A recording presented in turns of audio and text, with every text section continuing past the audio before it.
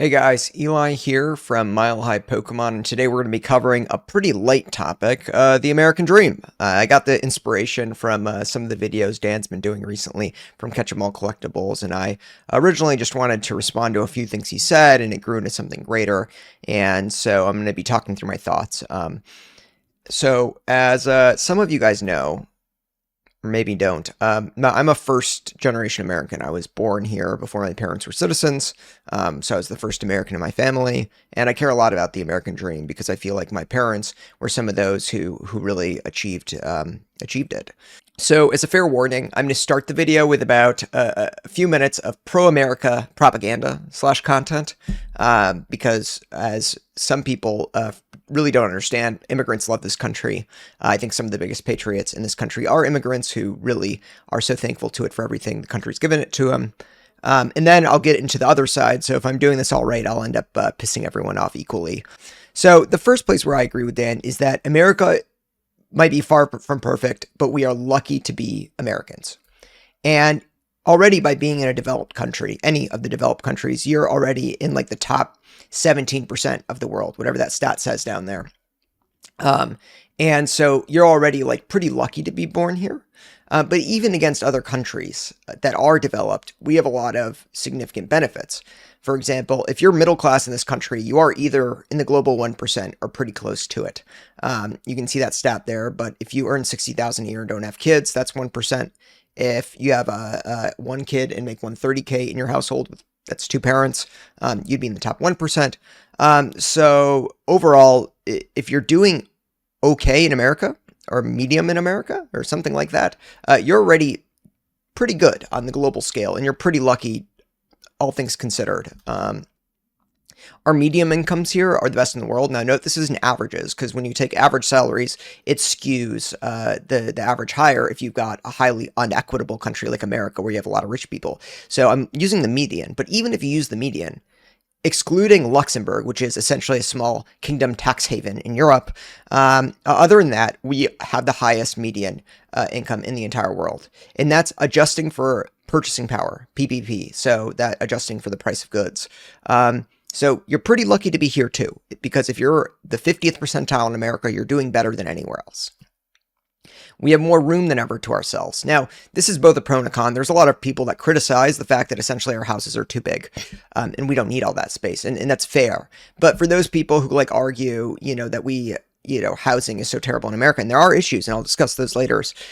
We essentially have some of the biggest houses in the world, and as you can see in the chart that I pulled up here, houses have been getting bigger over time, and only Australia really beats us in the average residential floor space. Also, compared to any other country, our post-pandemic economy is the best. Now, there are disputes about why this is. Certainly, the stimulus money, all that money that went out to keep the economy sort of churning, instead of austerity, probably had some benefit in the initial coming out period. But if you look at that chart over there that I've got, the United States is essentially beating every other developed country. So other countries are still reeling from the pandemic, and we did something special that no other country did. Also, our public education system, it's not the best, but it is in the top 10% of the world. And if you're planning on going to college here in America, we do have the best higher education in the world, like period. People come here from all over the world. And so if you plan to go to college or went to college, then that's an American thing where we have a significant benefit. Also, we have significant innovation, both in our pharmaceuticals and when it comes to our tech companies. In the tech companies, this means that we have huge influence over how other people see our world. If you go on Netflix, the vast majority of content is in English and in an American accent. And what's not an American accent is in English, because people create content essentially for us, and the entire world has to deal with it. The entire world watches shit made for us. The other thing is our pharmaceutical companies, which here medicine is very expensive, and I'll cover that later. But essentially all of the drugs are getting made here. We make more than a lot of the other biggest countries combined. And so as a result, when there are true issues like the pandemic, America gets first dibs at a lot of stuff. Now, that might be unfair on a global scale, but you are lucky to be in America to have access to these medicines. And in some of key areas, not all, and obviously it depends on your race, it depends on your background and all that, we have a lot of rights that other countries don't have. So we have, a trial by jury, which is pretty unique and a significant benefit. Not very many countries have a jury trial. We have jury nullification, which means that juries actually don't have to convict if they think you did it, as long as they disagree philosophically with the law or think that you shouldn't be convicted for it. We have the best free speech protection in the world. We have some of the best religious protections in the world. So we've got these benefits. And finally, this is a little niche, but our bankruptcy code is some of the best in the world. And this may not seem like a big deal, but it is, because essentially almost no other country lets you restart from scratch in the way the US does.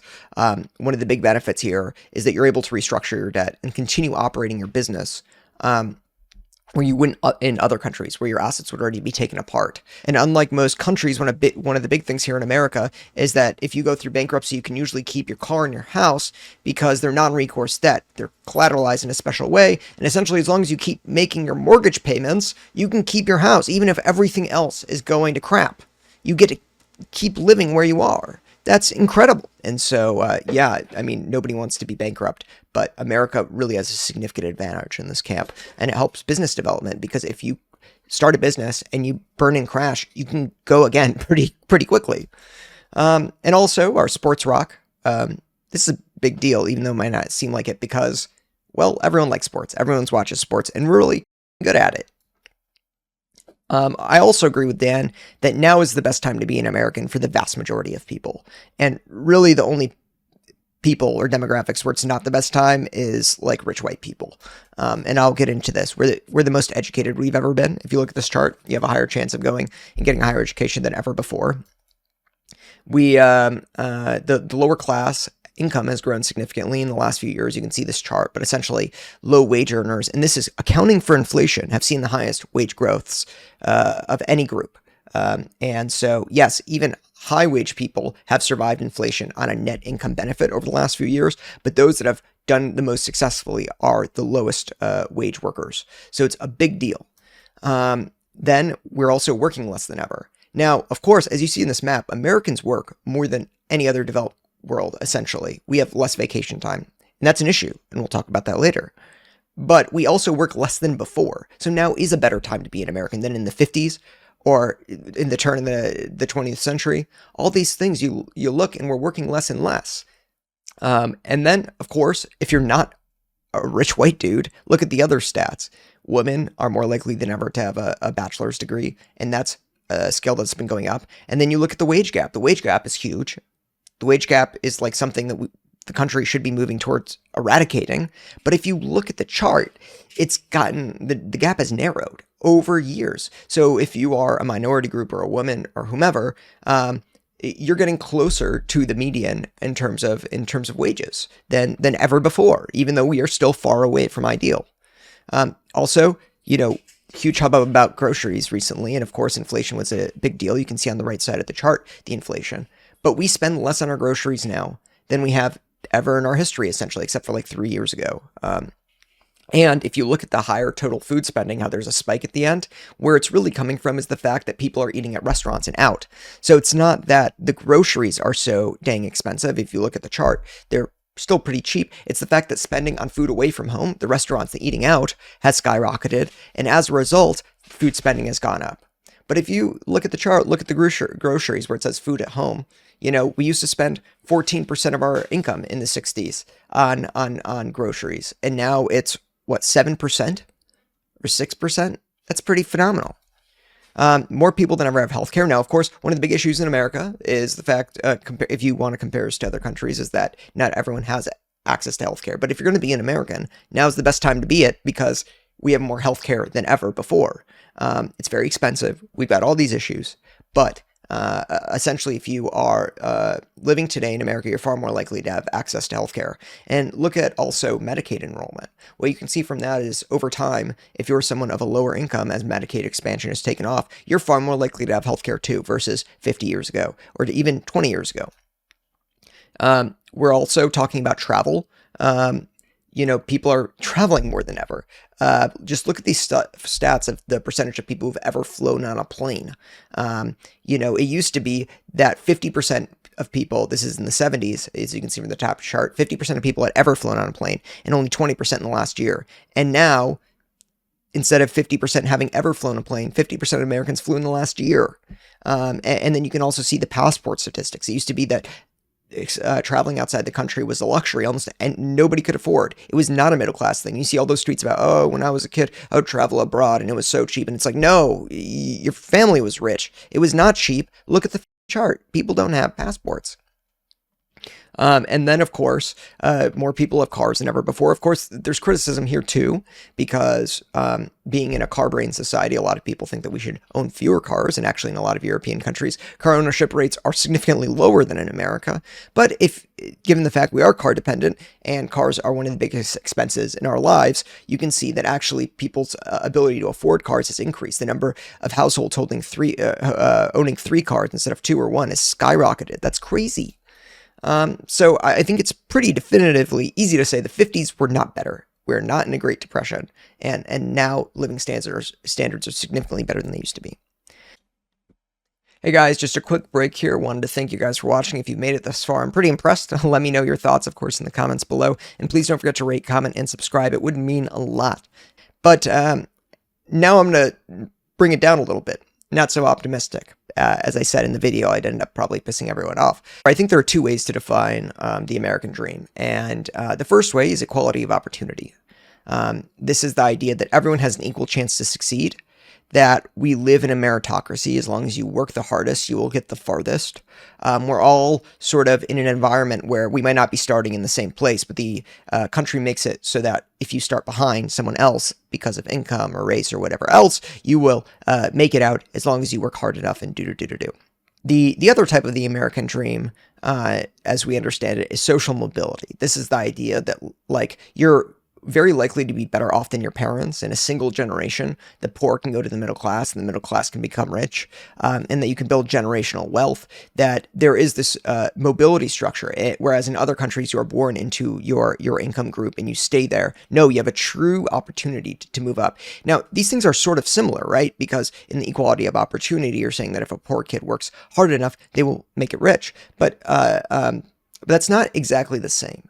And I'll discuss that in a moment. These 2 things are pretty different, and I'll get into it. So first is the equality of opportunity point. Now, I think it's fair to say that America has never had this, or anything close. To the extent it has had it, I think that there's been significant propaganda that this exists, but we know it doesn't. If you look at the stats, right, we know that, look at the chart on the bottom left, that depending on your income, your SAT scores are very, very tied to it. So the reason I'm bringing this up is because children, I think, can't really control, to some extent, their environmental factors. I think it's easy to tell an adult that they have to be responsible for their own choices. But a kid is a victim to their circumstances. They're made by their surroundings, by their parents, by their teachers, by their education systems, etc. And so we can see very plainly that you are starting behind if you are born to a poor family versus a rich family. You're going to do less good in school, which of course decides a lot of things. Also, your school district really matters. So on the right side, you can see the statistics for proficiency in standardized testing from the school district I went to, which was in the suburbs, and Denver School District, which was, half an hour away from me. And you can see that literally 20% more kids did proficient in the subjects going to my school than the school in Denver School District. Now, of course, you can say that, well, if you tried really hard, you would have done well also in Denver, because still, even in Denver, X% of people were proficient. But I'm really talking about this middle tier too. These people who are essentially put behind by their upbringing, their resources, the schools they go to. And you can see all sorts of ways in which people are significantly put at a disadvantage and truly do not have an equality of opportunity. We can see the fact that foster kids, only 3% ever graduate from college. We can see the fact that if you have a parent who's incarcerated, you're far less likely to be successful. So I think it's fair to say that this equality of opportunity to American dream literally never is existed. It's a myth. But it is getting closer to reality, in the sense that we're still far away from it, but it's better than it was 50 years ago. And you can see that, for example, in 1950, only 13.7% of black students had completed high school, whereas it was 36% for white kids. So it was almost 3 times higher. But if you look at the statistics now, it's significantly closer. It's only a few percentage points away between black and white students, how likely they are to graduate high school. And the gap between college has also closed if you look in a proportional sense, because it used to be that 4 times as many white kids would go to college as black kids, and today it's about 50% more rather than 4 times more. So those are two different things. You also see the fact that under some schools like UT, they have incorporated different systems to bring in and give opportunity to a wider percentage of people. So Texas, I really love their UT system because they take the top percent from each high school. So it used to be that almost all the kids would come from a few rich suburban schools, but now they pull the top 10% of the class from each high school. So if you have, for example, a segregated school district where 95% of the kids are black, you're likely to still pull a significant portion of black kids out of there to UT because you're still taking the top 10% of the class. And same thing with poor rural students. This was actually a coalition of poor rural districts and diverse districts coming together to create this program because, you know, there are kids in rural counties who would have had no opportunity to get into UT Texas, but they're pulling the top 10% of the poor school districts too, white, black, whatever. And so that's creating a significant amount of a more equal playing field on the equality of opportunity, because as long as you are the top 10% of your class, you'll get it. And then there are obviously laws that have come in. The Americans with Disabilities Act, the IDEA, which is for disabled children in schools, to give them opportunities that they would have never had before. So it's no comparison that 50 years before versus now, it's a lot better than it used to be, and the opportunities are very clearly better. Next, we can go to, I was just going to point out lastly that there are some things that are permanent. And this is, I think, the biggest problem with the equality of opportunity point, is that there are a lot of things that are fixable. You know, we like to talk about how, like, adults, from any circumstance, if they just work hard, do. This is the sort of thing Dan was saying, that to some extent, there is a pulling up from the bootstraps that needs to happen because your destiny, you might not get rich, but your destiny is in your hands to a great extent. But for a lot of people, that just isn't the case because of permanent disabilities. You know, if you have a felony, in many states, it's significantly more difficult to get a job. Now, of course, you could say, like, well, this person had an equal opportunity at one point and then they screwed it up. Sure, but to me, it seems like equality of opportunity means something different. It means that at any point, if you should be able to, by working hard, change the trajectory of your life. But significant things like debt, like your growing up, your youth, not having an education, all those things really can prove to permanently make it more difficult to get ahead. The second way to perceive the American dream, as I talked about, is social mobility. And America's actually been pretty good at this. Remember, this is the idea that you have a good chance to be better off than your parents, or if you're poor, you can become middle class, all these things. Now, if you look at the chart, this is where America has gotten significantly worse, and it used to be good. So the first chart is the generational chart. So if you were born in 1940, the chance that you would end up better off than your parents was like 90%. Like, look at that middle tier when you're around 50 years old, middle-aged life. Almost everyone was better off than their parents. People born in the 50s, like 80% were better off than their parents, and then it gets worse and worse. But still, boomers, Gen X, they're well over half as likely to be better off with their parents. But that is essentially taking a dive. And millennials are the first generation, as I'll get to in the next slide, where their chance of being better off than their parents is an even coin flip, 50-50. That's a big deal. And this part of the American dream has fallen apart. And it's sort of unique. I mean, if you compare us to other countries are getting better than us at it. We used to be the best, first in class.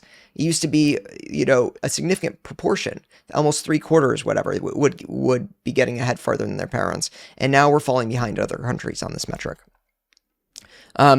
Interestingly enough, the one place where this is still true is immigrant families. So, my family, if you look at the chart here, the percentage of people born to children of immigrants who achieve social mobility is significantly higher than those born here. So immigrants do see a lot of success, and their children do a lot better. And I think it's interesting to ask why. I mean, there is some research that shows that immigrants, or it already takes a lot of hard will and work to immigrate to America in the first place, how much you have to go through. Like if you're coming right now to the southern border, you've had to walk through a jungle, spend a ton of your life savings to make it over, live in destitute poverty for a while. Like essentially the people that leave their homelands to come to America have already exhibited a significant amount of hard work and will that an average person from their country would not. So there is research on this just showing that, yeah, immigrants are sort of working harder. And in my case, as I said, my parents have achieved their American dream. But I would ask at what cost, and is it reasonable to expect this? So, for example, my parents, essentially when they came to America, came with nothing, right? They took every welfare program in the book. And, by the way, some of those welfare programs have been since dismantled since they came. They came in the early 90s, and Bill Clinton's welfare bill in the later 90s actually removed some of these programs. And depending on the state, these programs may not exist. They actually came, my mom to New York and my dad to Maryland, where there was a lot of social services. And so they were able to take advantage of that. I mean, one of the big benefits is the fact they were able to have their parents cared for, and they were able to pursue essentially their own American dream while the state was taking care of their ailing parents as they got older. So it's a big deal. Those social services, number one. Number two is the fact that they graduated undergrad, so they came to America after already completing almost all their entire education back in their home country. And they had to restart from scratch. So they went to undergrad, and yes, they already had a lot of the basic skills, but they didn't have English, right? So they graduated undergrad in 2 years, just 2 years, while working a full-time job and learning a new language. That's pretty crazy. And then they're also taking the MCAT to get into med school. Once again, English is a second language. They're working hard on that. They have a child, me, who they raise essentially on student loans. So when I'm born, my parents are in med school, and they are literally raising themselves with the money they get from student loans, which they are still in debt in 20 years later, and they still have like more than 100K of debt because they took out so much to go to undergrad and med school and everything. At the time, the way they were living too, they were in a small apartment at first, then they expanded, were able to. They had, one car, the shittiest, probably very unsafe car in the entire neighborhood. My mom would joke that essentially it was such a guzzler that she could hear my dad when he was like a quarter mile out because the car was so loud.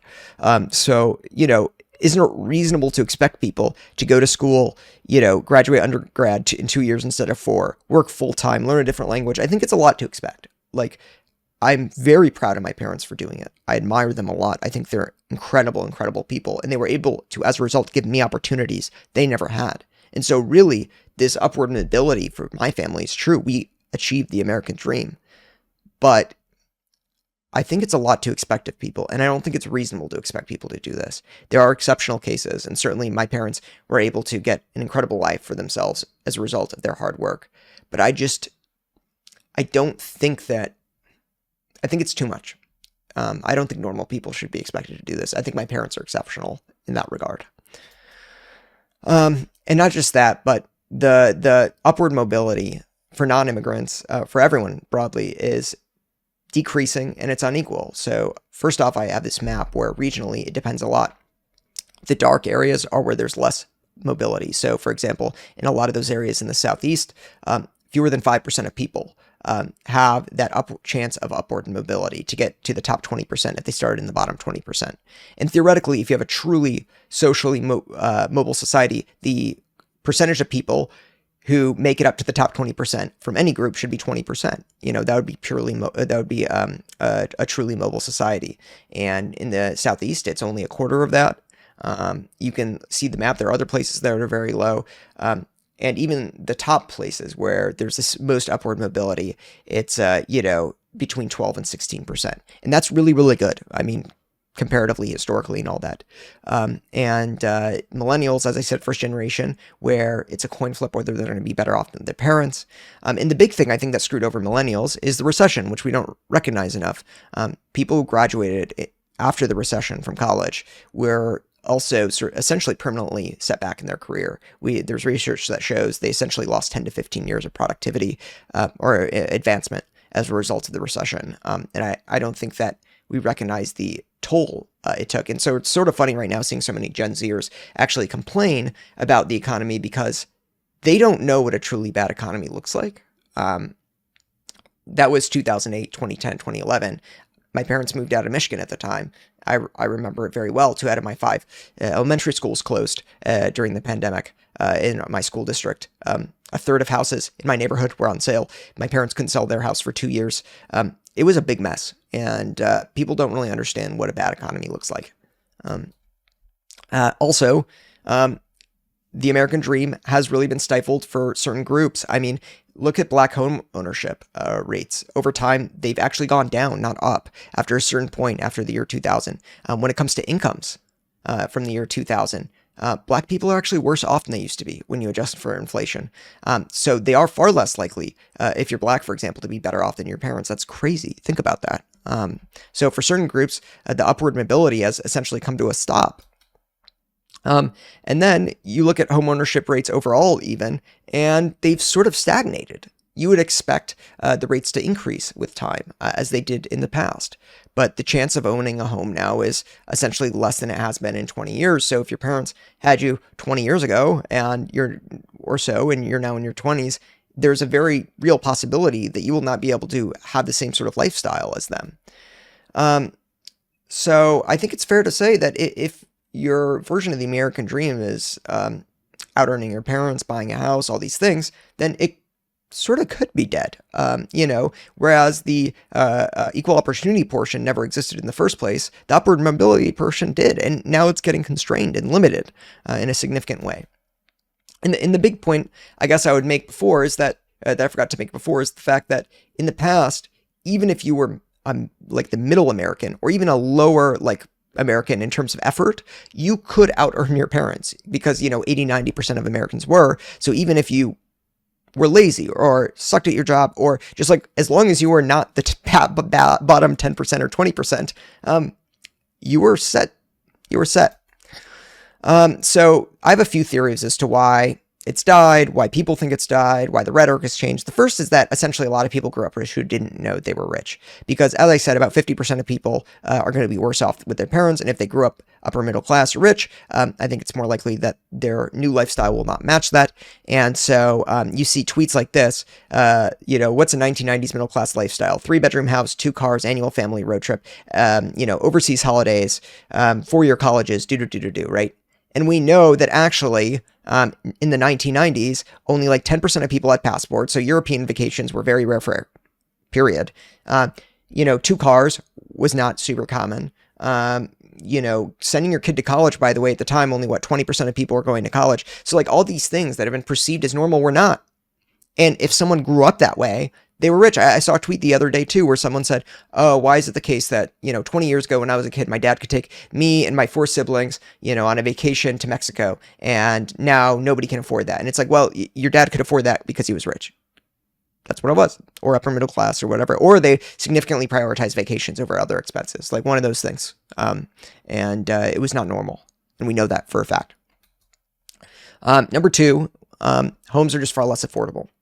Now, Dan would say, because I've heard his response, is essentially well, homes near me are affordable. Why don't you just move to a place where there's housing is cheaper? And I'd have 2 responses to this. First off is that we know it's a systematic issue.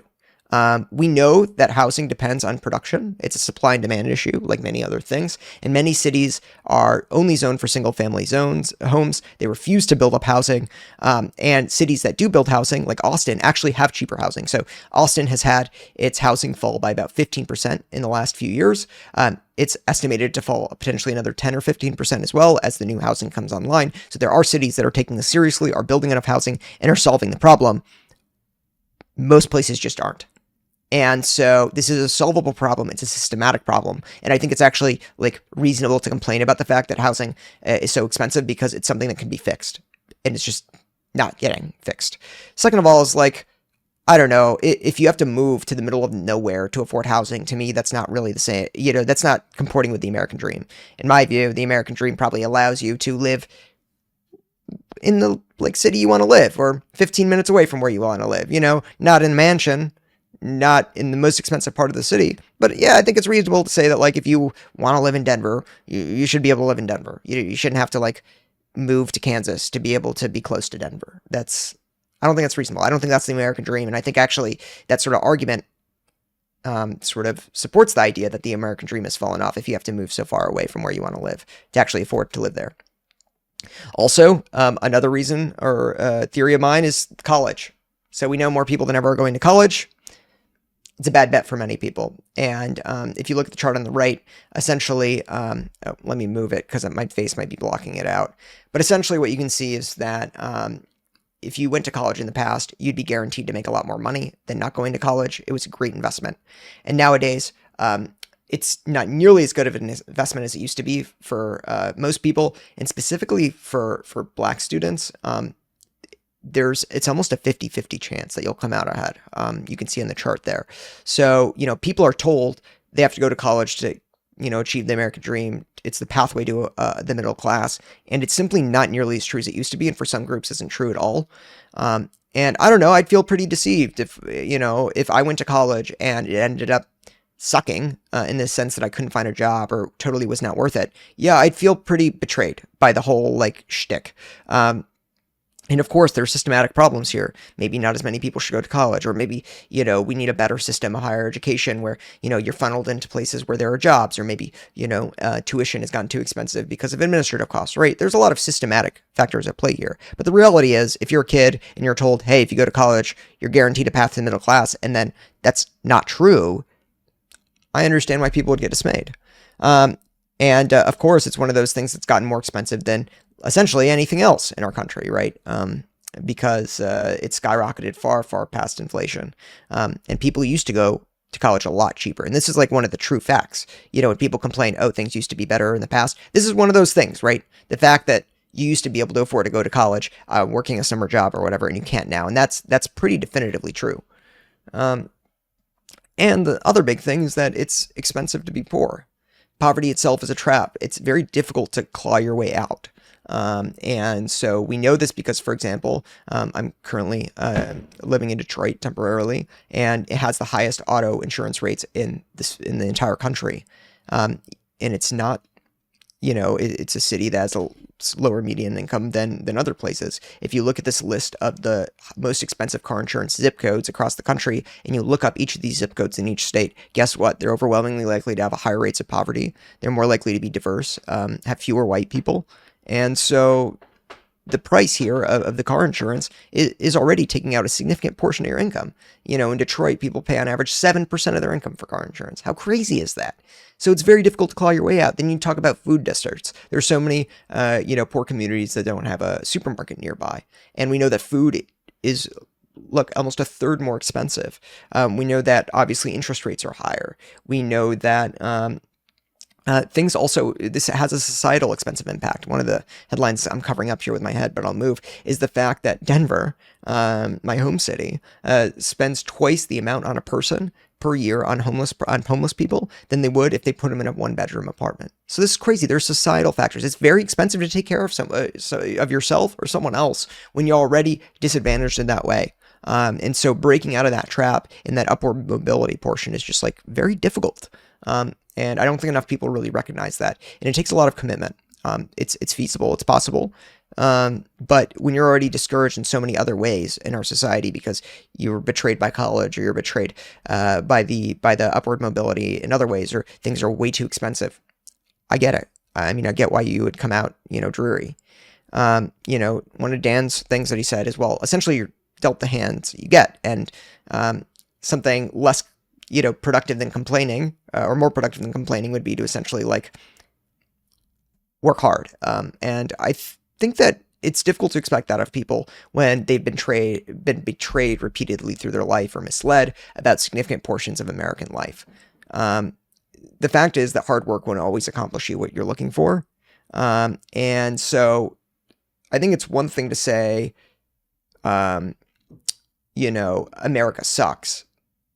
I mean, someone's life may suck, but that's sort of that could happen in America or elsewhere. As we said, America is a pretty good place to be, all things considered. But it's another thing to say that the American dream is alive and well, that we all have equal opportunity of success, that you have a great opportunity to have a better life than your parents, like, because those are lies. That's not true. And so I think we shouldn't set unrealistic expectations for people. I think one of the ways we can do that is essentially by being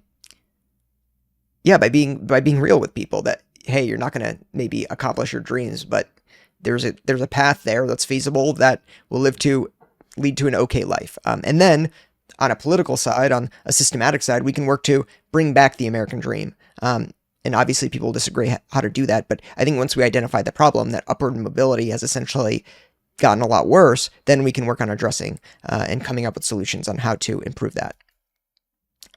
Also, I think a lot of people who talk about people who are lazy or people who should pull themselves up by the bootstraps or whatever, there's an implication that essentially they get what they deserve. And especially when we talk about retirement, right? People saving for retirement and other people are being frivolous with their spending. And I think my question would be, so what? What's a fair punishment for irresponsibility, for addiction, for impulse control, for lost hope, for laziness even? Whatever the reason is, right, that people are worse off, or whatever the reason is that they can't have a retirement.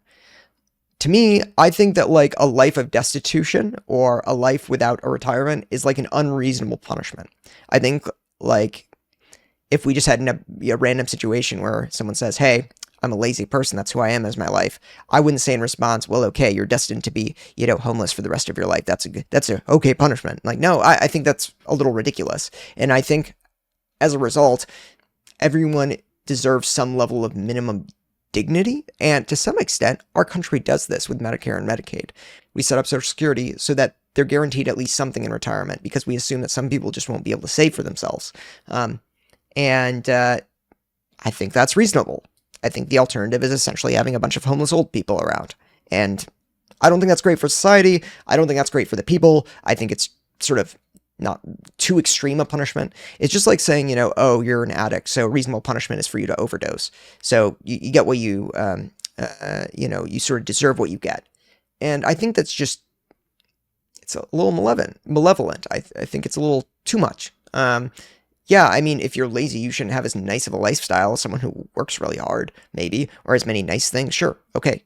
But I don't think that the proper punishment for laziness is, I don't know, a terrible, terrible life. I think that everyone deserves a minimal level of dignity, especially if you live in a society like America where there's a lot of things outside of your control.